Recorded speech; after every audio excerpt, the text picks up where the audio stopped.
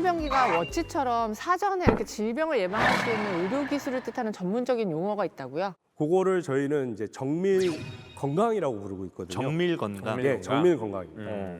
정밀 건강이라는 건요, 정밀 의료부터 시작을 해요. 정밀 의료가 이제 2015년에 오바마 정부 때부터 시작된 프로젝트입니다. 여기 계시는 분들이 같은 병을 걸려도 치료법은 다 다를 수 있다는 거예요. 왜냐하면 저희는 다 유니크하니까. 아, 그럼 왜 사람을 아프게 놔두지라는 것부터 저희가 질문을 시작을 해요. 그래서 건강할 때 건강을 지켜주자라는 게 이제 정밀 건강의 가장 큰 화두고요. 쉽게 말해서 이런 거라고 보시면 될 것 같아요. 저희 부모님이 너 오늘 왜 그래 안색이 그런 거 있잖아요.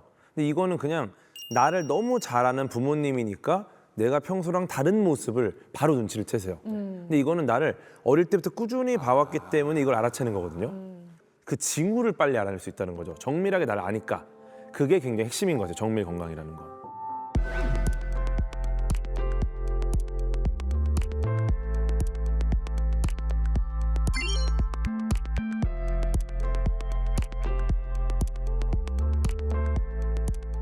그러면 저는 이게 같은 개념인지 모르겠는데 저는 어렸을 때 애들 기저귀 갈아주면서 애들 매일같이 변을 봤을 거 아니에요. 네.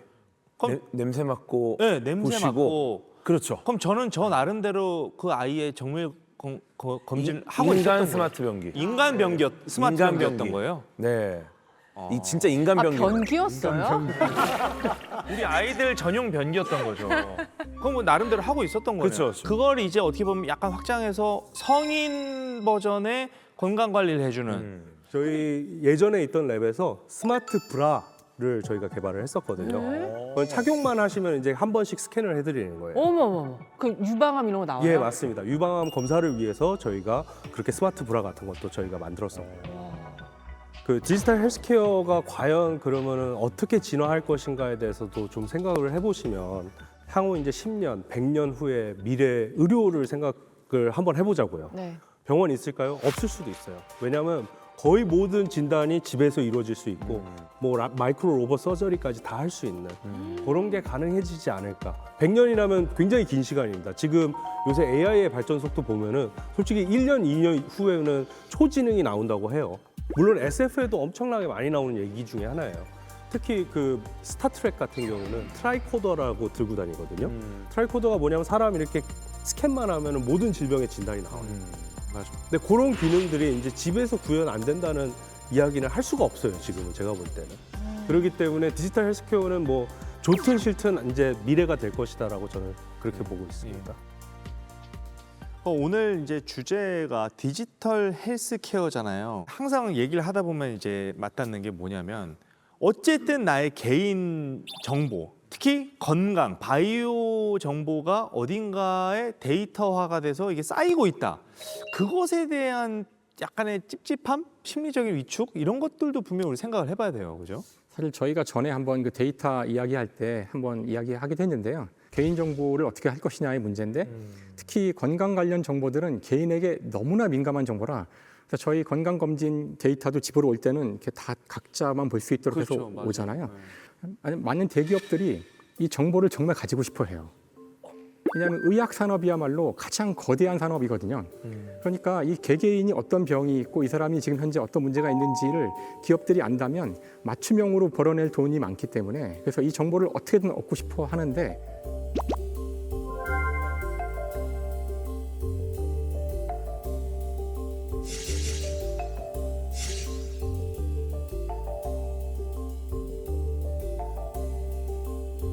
캐나다의 토론토라는 도시가 있는데 국내에서 막대한 돈을 투입해서 거기를 시범 케이스로 스마트 시티를 만들려고 했지만 결국은 실패합니다. 그 이유는 뭐냐면 시민들이 자신들의 모든 정보를 줘야 된다는 사실을 알고서 그러니까 스마트 시티를 하기 위해서는 교통망을 만들기 위해서 모든 개개인이 움직이는 정보를 다 달라 그랬거든요. 움직이는 정보를 다. 그거 주기 싫지. 그건 통제가 그거를 독재지. 그런 문제들이 해결이 안 되자 결국은 몇 년 동안 지지부진하다가 이제는 그 도시는 공식적으로 우리는 스마트 시티 안 한다고 선언을 했는데요. 앞으로 우리가 스마트 기기, 뭐 스마트 지금 헬스케어 이런 걸 할 때 가장 중요한 문제는 우리의 개인 정보가 보완이 될지에 대한 믿음이 신뢰가 있지 않으면 사람들이 쉽게 거기에 동의하지 않을 것이고 그게 아마 이 분야의 발전에 가장 중요한 문제가 될 거라고 생각해요. 아니 그러면 스마트 변기가 만약에 이제 상용화가 돼서 내 가정에 설치를 했어. 그럼 얘는 외부에 그 연결 없이 그냥 나만 계속 사용하는 그렇게는 만들 수가 없는 근데 건가요? 이게 일단 기본적으로 진단을 하려면 네. 기초 데이터가 있어야 되잖아요. 예. 그러면 이제 예를 들어 이게 건강한 상태다라는 걸 알려면 아마도 AI가 이거 분석을 해야 될 텐데. 그러니까 내 데이터만 쌓으라 근데 이거지. 내 데이터만 쌓는 걸로는 이게 정상 상태인지를 알기가 좀 어려울 수 있죠. 그러니까 어쨌든 기계 세팅을 하기 위해서라도 기준값이 있어야 된다. 아, 나 진짜 홍진경 똥 사진 인터넷에서 돌면 난 돌아버릴 것 같아. 돌아버려. 어떻게 살아요 그러면? 나 힘들어. 홍진경변 해가지고 싫어 힘들죠. 싫어. 예. 변도 길다 뭐 이런 얘기 댓글에 써 있고 이러면 나 진짜 힘들 것 같아요. 처음엔 제 데이터만 가지고 하겠지만 좀 네. 지나면은 꼭 그런 거 뜨잖아요. 더 나은 서비스를 받기를 맞아. 원하신다면 나 그게 싫어. 그러면 데이터를 달라고 이제 하거든요. 맞아요. 그러면 다들 망설이게 되는데 맞아요. 다음에 뭔가 기다란 이제 뭔가 설명서가 나와요 쭉. 근데 그거 읽어보는 사람 아무도 없고. 그러니까 그거 전부 다 읽어봐야지만 이제 파악할 수 있을 텐데 읽어봐도 모를 수 있지만. 야 이거 데이터 축적하는 과정도 그렇고 너무 그 고민이 많으실 것 같아요. 네, 맞습니다. 지금 스마트 변기가 이렇게 발전을 하면서 꼭 맞닥뜨리는 게 있어요. 결국에는 이제 개인정보 보호랑 그다음에 윤리적인 문제에 대해서 그래요. 굉장히 많이 저희가 생각을 하고 있거든요. 저희가 이제 소변 분석이 가능하다 보니까 어떤 기능이 가능하냐면요. 임신 진단이 가능합니다. 근데 임신 진단이 어떤 가족들한테는 행복일 수 있지만 어떤 가족들한테는 아닐 수도 있거든요. 그렇죠. 만약에 저희 스마트 변기를 쓰시다가 갑자기 임신 수치가 40주가 안 됐는데 막 떨어지기 시작해요. 그러면 중절을 하셨거나 아니면 유산을 하셨거나 이게 되잖아요. 그럼 이 정보를 과연 남편한테도 정보를 쉐어를 할 수 있는지 마약 검사 같은 경우도 또 나와요? 당연히 왜냐하면 이제 시약으로 다 나와 있어요. 지금 이렇게 아들 시약지로 소변에서 아, 마약 기능 나오면 세팅을 와. 해놓으면 그런 것도 그렇죠. 다 그런 것까지 다 할 수 있는데 과연 어디까지 쉐어할 수 있는지가 가장 문제고요. 그 사실 이런 것도 있을 것 같아요. 내가 어저께 늦게 왔는데 사실 회식 때문에 늦은 건데 거짓말 했어요. 나 어제 늦게까지 일했다. 네. 그 부인은 그냥 그런가 보다 하고 잤는데 소변에서 알코올이 다량으로 나왔어. 혈중 알코올 막 0.15. 남편에게 해장국을 끓여 주십시오. 이렇게 나왔어. 그럼 또 부부간에 문제가 될 수 있지 않을까요? 이혼 사유가 되는 거죠. 예. 변기 때문에. 그래서 이게 가전제품으로 될 것인가 의료기기가 될 것인가는 또 완전히 다른 영역이고요. 네. 가족끼리도 내 몸무게 공유하고 싶지 않을 수 있는데 심지어 다른 것들을 같이 공유한다는 게 조금 넘어야 될 산들이 많네요. 예, 확실하게 해야 될 게 이거예요. 화장실을 써서 어떠한 유익한 정보를 드릴 것인가가 되게 명확해야 되고요.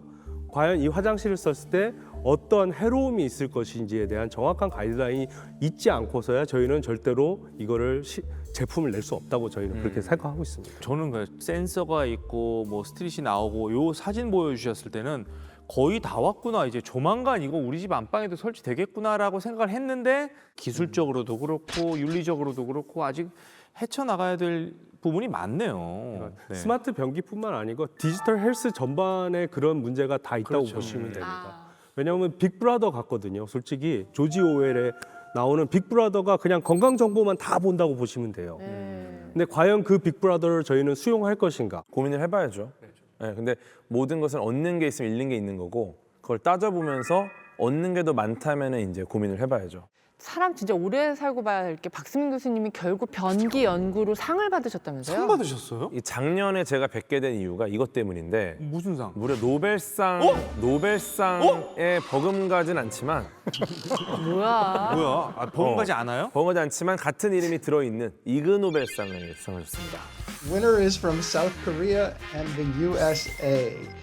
The Public Health Prize is awarded to Sungmin Park. 네, 이그 노벨상? 이것도 쉽지 않은 아 이그 상이고. 노벨상 무슨 사람 놀리는 것도 아니고 이그 노벨상 뭐 이런 거야 뭐야? 이거. 느낌이 비슷한 거예요. 그러니까 이게 이그노블하고 그러니까 노블하지 않다는 거니까 불명예스럽다 이런 건데 불명예스럽다 하고 플러스 노벨상을 합쳐서 이그노벨상이라고 한 건데요. 그러니까 이제 노벨상 패러디라고 할 수 있는데 1991년에 미국 하버드 대학에 있는 한 잡지 과학 잡지사에서 뭔가 재밌는 걸 한번 해보면 어떨까 해서 한 거고요. 이게 근데 막 엉터리는 아닌 것이 일단 그 분명히 과학 논문으로 나와야 돼요. 출판이 된 논문들 가운데서 굉장히 재밌고 하지만 너무너무 엉뚱하고 그래서 기발하고. 이거를 그런 기발한 것들에 이제 상을 주는 이제 건데요. 그래서 이게 전형적인 어떤 과학자들의 유머예요. 근데 노벨상은 받으면 이거 좀 주잖아요. 상금. 상금 있죠. 이그노벨상은 상금 없어요? 아, 상금이 있습니다. 얼마요? 지금 상금이 10조 달러를 에? 10조 달러. 예. 아니 장난치지 마시고요. 10조 달러면 정말로 받았습니다. 10조 달러. 이상한 그때 분이네. 보여주셨는데 저. 네, 보여드렸죠. 예. 10조 달러. 10조 달러? 네. 10조 달러 얼마예요? 그 지갑에 넣고 오셨더라고요 지난번에. 네, 지갑에 넣고 왔다가 저희 아들이 한번 찍기도 했고요. 예. 한번. 뭐 하시는 분이세요? 아니 지금 내가 못 따라가는 건지 10조 달러. 10조 달러 있으신 10조 달러는 분이 맞- 자기 합수표로 받았어요 그거를? Here's your $10 trillion bill.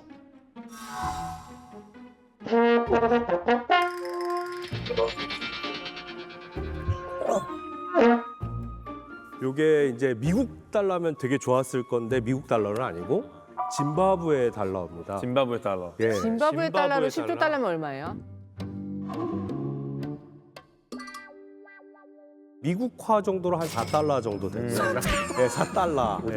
바나나 막 9천만 원 막 이렇거든요. 4달러. 네, 4달러. 예. 원래는 그걸 어떻게든 구해서 보내줬는데 요번에는 PDF 파일로 보내서 저보고 칼라로 프린트해서 쓰라고 하더라고요. 알아서 출력. 네, 알아서 출력하라고. 그냥 보내주지도 않고. 종이도 예. 안 주고. 네, 종이도 안 그러니까 주고. 그것마저도 유머네. 약간의 유쾌한 유머로 그쵸. 이제 하는 예. 거죠. 네. 근데 상금 같은 경우는 4달러밖에 안 되긴 하지만 네. 1년 동안 한 9천 건 넣는 연구가 접수가 되고 한 10개 정도만 수상이 되니까 아 되게 치열하군요. 치열하죠. 경쟁률이 치열하네요. 예, 예. 그럼 이그노벨상도 다 이과한테만 주는 거예요? 문과한테는 안 줘요? 문과도 많이 받습니다. 아 이그노벨상이요? 심리학 쪽에서는 종종 이그노벨상 받는데 재밌는 연구들도 또 많습니다. 뭔가 재밌고 기발해야겠네요. 네네. 재밌었던 건 2020년에 눈썹 모양으로 이 사람이 나르시시스트인지를 파악할 수 있다는 연구가 있었어요. 진짜? 나 근데 그건 맞을 것 같아. 왠지. 그러면? 눈썹이 가깝고 네. 눈썹이 진하고 위아래 두께가 두껍고 그다음에 눈썹이 좀 촘촘한 수치 많은 거. 네. 요럴수록 나르시시스트일 가능성이 높다. 그 사진들을 많이 모아가지고 사람들한테 평가를 시키고 그다음에 그 대상자들을 검사를 했어요. 나르시시스트인지 아닌지를. 그래서 이 두 개를 비교해서 보니까 눈썹 모양이랑 그 사람의 성향이랑 굉장히 상관관계가 높았던 거죠. 그렇군요. 그런 거 생각을 해내는 것 자체가 기발한 거죠. 아니, 재밌는 게 상 받은 것 중에 그것도 있어요. 고추냉이 알람. 냄새로 다 깨우는 건데 여러 가지를 테스트했는데 고추냉이가 확실히 빨리 깬다. 예. 근데 이 재밌다. 이그노벨상 핵심이 뭐냐면은 첫째 일단 웃겨라. 둘째 첫째가 웃기는 거예요? 네, 첫째가 웃겨라. 둘째 그리고 생각해라. 그래서 고추냉이 알람은 처음에 들으면 너무 웃긴데 생각해 보면은 그 청각에 어려움이 있는 분들한테는 위급 상황을 알리는데 소리가 작동을 못 해요. 그때 고추냉이를 통해서 긴급 상황을 알릴 수 있는 거죠. 좋다. 네, 그래서 어떻게 보면 또 생각하게 하는 재밌지만 그런 연구들이 또 많습니다. 야, 근데 어쨌든 우리가 이제 모신 분들 중에 유일하게 지금 최근에 수상을 하신 분과 제가 얘기를 하고 있는데 굳이 이렇게 이제 앉아서 깨끗하게 의자처럼 편하게 볼일을 볼 수 있는 이 수세식 변기는 그건 누가 발견을 한 거예요? 이거 만든 분이 의외로 문과세요. 그래요? 작가이시고 이거 이제 봐. 번역하시고 이런 분인데 문과가 이래. 희한한 분이에요. 이분이 그 1500년대 말 정도에 엘리자베스 1세의 조신이라고 하는데 그때 조신은 뭔가 관직이라기보다는 가신인데 왕의 집에 드나드는 가신. 근데 이 사람이 어떤 장난을 했냐면 이탈리아 시인의 시 중에 약간 음탕한 시 같은 걸 좀 이렇게 번역해가지고 궁에서 이렇게 돌린 거죠. 그래서 발각돼가지고 너는 이제 오지 마라라고 했는데 그냥 오지 말라고 한 게 아니라 그 시 전체를 번역할 때까지 오지 마라라고 한 거예요. 근데 사실은 그거는 영원히 오지 마라는 의미랑 왜요? 비슷한데 어려웠대요. 그거 전부 다 번역하기가. 이분이 그 번역을 하는 동안에 이렇게 자기 영지에서 이 수세식 화장실을 개발을 했대요. 처음 개발한 형태는 직선으로 떨어진 형태인데 좌식이 있고 그리고 레버가 달려 있고 위에 물탱크가 있고 그래서 물탱크에서 버튼을 누르면 물이 내려와서 이렇게 깨끗하게 정리를 해주는 중에도 설치를 했대요. 근데 엘리자베스 1세 왕은 그렇게 좋아하지는 않았다. 아, 내 변을 굳이 내가 안 치우니까 그렇게 오토로 이렇게 흘러내려가는 변기의 필요성을 잘 여왕은 못 느꼈겠네요. 그렇죠. 우리나라 임금들도 매화틀이라고 맞아. 해가지고. 찍어 먹어보고 막 그랬잖아요. 네, 모두가 어이들. 그거 네. 관찰하고 있잖아요. 왕이 스마트 변기가 테크놀로지. 있는 거죠. 그 우리가 수식 변기를 참 우습게 보면 안 되는 것이 만약 화장실이 지금과 같은 형태가 아니라면은 우리가 모여 살 수 있을까요? 바로 사실 이 화장실이 집 안으로 들어오기 위해서 가장 중요했던 단계는 그 냄새가 문제거든요. 그냥 집에 있으면 이게 항상 상시로 냄새를 풍길 테니까 그래서 많은 분들이 아시겠지만 바로 이 U자 트랩, 이 트랩이라는 것이 이 화장실만이 아니라 그 하수도도 마찬가지인데요. 더러운 것들을 버렸을 때 버려서 그냥 가는 건 좋은데 냄새가 나기 때문에 버릴 수는 있지만 냄새를 나지 않는 어떤 이런 관이 필요하거든요.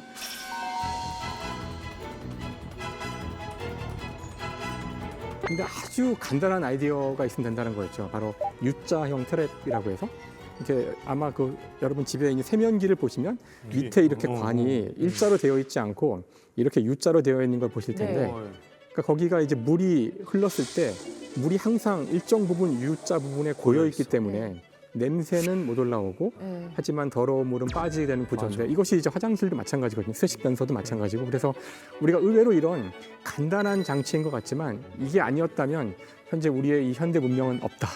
그러니까 우리가 에디슨 이름만 기억할 게 아니야. 제 이런 생각도 거 그래요. 유자 만든 분 맞아요. 이름도 같이 그런 분들이 기억해줘야 정말 중요한 돼. 분들이죠. 아니 근데 네. U자 트랩이 무슨 뭐 대단한 장치가 들어간 게 아니고 어떻게 보면 기본적인 과학의 그런 뭐 중력이라든가 뭐 그런 원리를 이용해서 구조를 바꿔놓은 것 뿐이잖아요. 근데 그게 이제 유자를 보니까 우리가 쉽지. 그렇지. 보기 전에는 어려운 거죠. 그러니까. 그렇죠. 맞아요. 그 U자 트랩하고 변기 얘기하고 있잖아요. 네. 근데 그게 결국은 오물을 흘려보내는 방식에 대한 얘기잖아요. 흘려보내는 게 그만큼 중요하다는 얘기죠. 그렇죠. 네. 만약에 그게 제대로 흘러가지 않았을 때 어떤 문제가 생기는지는 런던에서 아주 잘 보여줬었어요.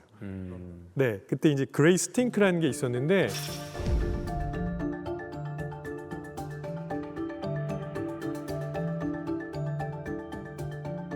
사람들이 다 템즈강에다가 오물을 버리는 거예요. 뭐 사실 런던뿐만은 아니었습니다. 악취가 장난 네. 아니었겠다. 그러니까 먹는 물이랑 버리는 물이랑 다 섞여 섞였어. 있는 어머 어머 어머. 어떻게 그걸 왜 그랬어? 1858년에 그레이 스팅크가 발생을 하면서 사람들이 아 이거 진짜 큰 문제구나. 그럼요. 그래서 런던시에서 아 이거는 그대로 둬선 안 되겠다. 그래서 엔지니어 한 명을 고용합니다. 이 사람 이름이 조셉 바잘젯이었는데 네. 이 사람이 그때 하수도를 만드는 프로젝트를 합니다. 예. 큰일 했네. 하수도. 오물이 흘러갈 수 있는 통로를 따로 만들어준 거죠. 지금 기준으로 한 4천억 정도가 투입됐고 그때는 벽돌을 쌓았어야 됐거든요. 벽돌 개수가 3억 개가 넘었어요. 그러니까 엄청난 작업이었죠. 그래서 이렇게 하수도를 새로 만든 덕분에 템즈강의 오물 문제가 좀 해결이 되고 런던 인구가 2배 이상 증가하는. 하수도 만들어가지고 네, 하수도 깨끗하니까. 네. 그래서 그 전근대 시대에 쓰인 그 글들을 보면은 사람들이 숲을 막 이제 헤매고 다니다가 도시가 있는 거를 이제 알게 되는 이유가 냄새가 난대요. 도시가 풍기는 악취가 멀리까지 퍼지기 때문에 그 냄새를 맡으면 아 저기 파리가 있구나 그리고 이제 글로 간다는 거예요. 그만큼 하수 장치 이런 것이 없던 시대에는 온 세상이 냄새로 악취로 가득한 세상이었던 거죠. 아마 우리 돌아가면 아마 못 살 거예요. 그 당시로 돌아가면은. 머리가 그렇죠. 아팠겠다. 머리가 두통 올 것 같아요.